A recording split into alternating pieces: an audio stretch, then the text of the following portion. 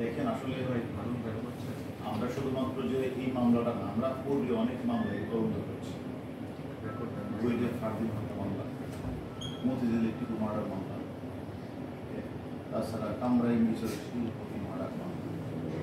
আমরা এই মামলাগুলি কিন্তু বিদেশ থেকে অনেক আসামি কিন্তু আমরা নিয়ে এসেছি। আমরা কিন্তু আমাদের তদন্তকারী কর্মকর্তা যারা, তারা কিন্তু স্বাধীনভাবে কিন্তু মামলা তদন্ত করে। এবং আমরা কিন্তু আমাদের যে ঊর্ধ্বতন কর্তৃপক্ষ আমাদের উপরে কোনো চাপ তৈরি করে না। কেন করে না? জানে ডিবি প্রত্যেকটা চৌকষ্টি তারা মামলা তদন্ত করে এবং প্রকৃত অপরাধী জানে তাদেরকে খুঁজে বের করে আনি। তারা দেশে থাকলেও বিদেশ থাকলেও তাদেরকে বের করে আনে। পাশাপাশি কোনো নিরীহ লোককে হয়রানি করার কোনো প্রশ্নই আসে না। আমরা সেটাও কোনো নিরীহ লোককে কোনোদিন আমরা হয়রানি করি না, এবং আপনারাও সেটা জানেন। এবং এই মামলাটা যে আনার হত্যা মামলা, যে ঘটনাটি ঘটেছে কলকাতার সন্ধিবাজারে, সেখানে কিন্তু আমাদের তদন্তকারী দল আমরা কিন্তু সেখানে গিয়েছি। আমরা সেখানে একজন আসামি গ্রেপ্তার আছে, সেই আসামির সাথে আমরা কথা বলেছি। আমরা ডিজিটাল যে এভিডেন্স সেটা আমরা কালেকশন করেছি।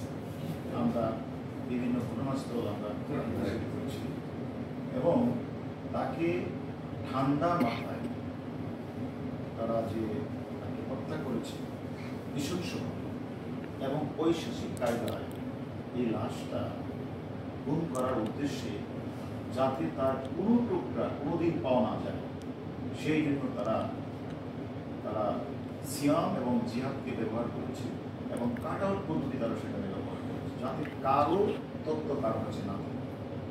এবং সেই ব্যক্তিতে যেখানে কোনো লোক জানে না, বাংলাদেশে আমরা তার নিখোঁজ হয়েছে খবর পেয়েছি, ইন্ডিয়ান পুলিশ তার কোনো তথ্য পাচ্ছে না, সে মুহূর্তে আমরা বাংলাদেশে 3 জনকে আমরা গ্রেপ্তার করি।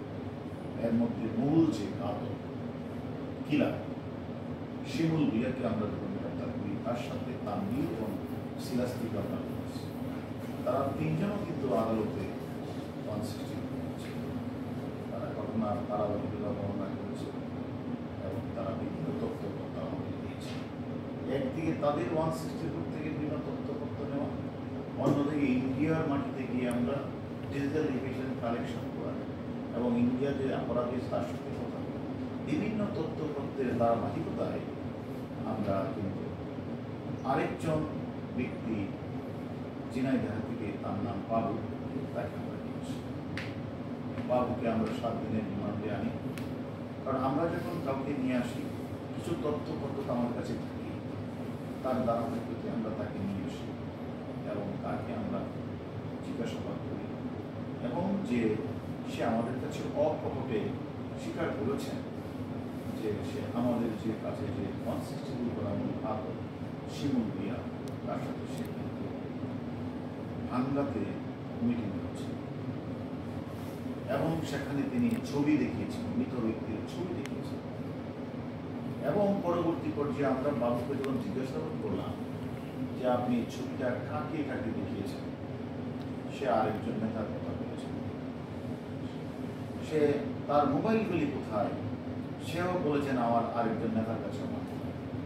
সেই কারণেই আমরা জিজ্ঞাসাবাদ করার জন্যই যে এখানে গাড়ির ভিতরে টাকা পয়সার কথাবার্তা বলা, তাকে টেলিফোন করা, একটা কিলারের সাথে বসে মিটিং করা, যেখানে বাংলাদেশের প্রতিটি মানুষ একজন জনপ্রিয় সংসদ সদস্য হত্যাকাণ্ডে সম্মুখ হয়েছে কলকাতার মধ্যে, তাকে খুঁজে পাওয়া যাচ্ছে না, যেখানে আমাদের দেশের মানুষ আইন শৃঙ্খলা বাহিনীর উৎপন্ন, যেখানে ইন্ডিয়ার পুলিশ উৎপন্ন, সেখানে 16-17 তারিখেই তারা আঙ্গাতে বসে, গাড়িতে বসে বাবু এবং কিলার শিমুল ভুইয়ার মিটিং, সেখান থেকে একজন নেতাকে টেলিফোন করা।